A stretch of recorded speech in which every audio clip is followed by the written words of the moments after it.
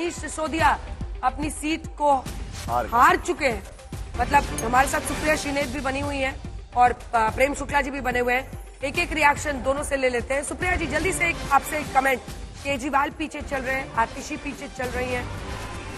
एक बात तो आपको समझना पड़ेगा, कुछ महीनों का सिर्फ गैप है लोकसभा चुनाव में और दिल्ली के इलेक्शन में। आप ऐसा नहीं कर सकते कि एक चुनाव साथ लड़ेंगे, एक चुनाव हम एक दूसरे को गाली देंगे।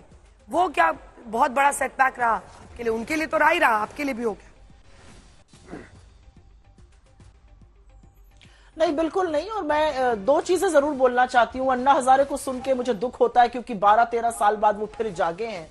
लेकिन ये सच है कि अन्ना हजारे और अरविंद केजरीवाल और उन तमाम लोगों ने जो मिलकर एक अच्छी खासी सरकार पर कलंक लगाया था, आक्षेप लगाया था, आज उसकी पूर्ति दिल्ली ने कर दी है। आप करप्शन के चार्ज पर और फर्जी दावों के बल पर आए थे और आपको आज दिल्ली ने खदेड़ के निकाल दिया है। मेरा अपना मानना है कि सियासी जमीन देखकर चुनाव लड़े जाते हैं और सियासी जमीन देखकर हमारा यह मानना था कि हम ये चुनाव अकेले लड़े। मैंने एक बहुत बड़ा फिगर आपके सामने दिया और एक बहुत बड़ा यहां पे खुलासा किया। हमने 5 सीटें ऑफर करी थी अरविंद केजरीवाल जी को हरियाणा में। राघव चड्ढा जी की, दीपेंद्र हुड्डा जी से बात हुई थी। 0.4% वोट को क्यों खा गए, उन्होंने क्यों जिताया बीजेपी? लेकिन सुप्रिया जी ऐसा बहुत बार बीजेपी भी करती है। अजीत पवार जी, एक सेकेंड, छोटी सी बात कर लूं। अजीत पवार जी मिलकर चुनाव लड़ रहे थे महाराष्ट्र में, हरियाणा में उनके खिलाफ लड़ रहे थे कई सीटों पर। ये पार्टीज की महत्वाकांक्षा होती है, उनको अपनी फुटप्रिंट पहनाने की होती है। तो हमें नहीं लगता कि कुछ गलत था इसमें।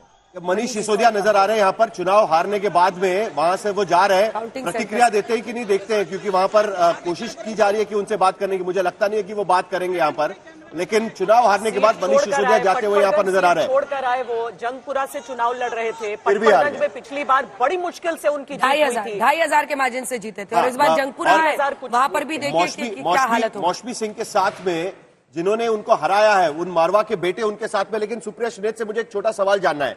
सुप्रिया जी, आपने चुनाव तो लड़ लिया, लेकिन उसके बावजूद कांग्रेस का चलिए मौसमी सिंह आपके साथ में जिन्होंने मनीष सिसोदिया को हराया, तरविंदर सिंह मारवा के बेटे आपके साथ में, क्या कह रहे हैं, किस वजह से जीत मिल पाई है?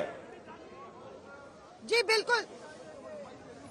बिल्कुल देखिए, वो पूरी फौज को हम लोग ने यहाँ लगाया। बड़ी मशक्कत से अर्जुन जी मिले हैं, खुद ही काउंसलर हैं, और किस तरह से मनीष सिसोदिया के इनके पिता ने हराया है वो जानते हैं। बहुत बहुत बधाई, बहुत बड़ी जीत आप लोग के लिए।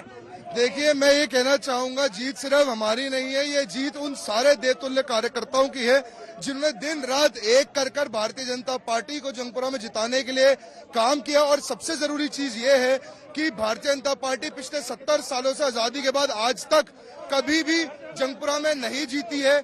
और ये जो हम पे कलंक लगता था वो हमने हटाया है और सिर्फ जंगपुरा में ही नहीं, पूरी दिल्ली में भारतीय जनता पार्टी की सरकार बनवाई।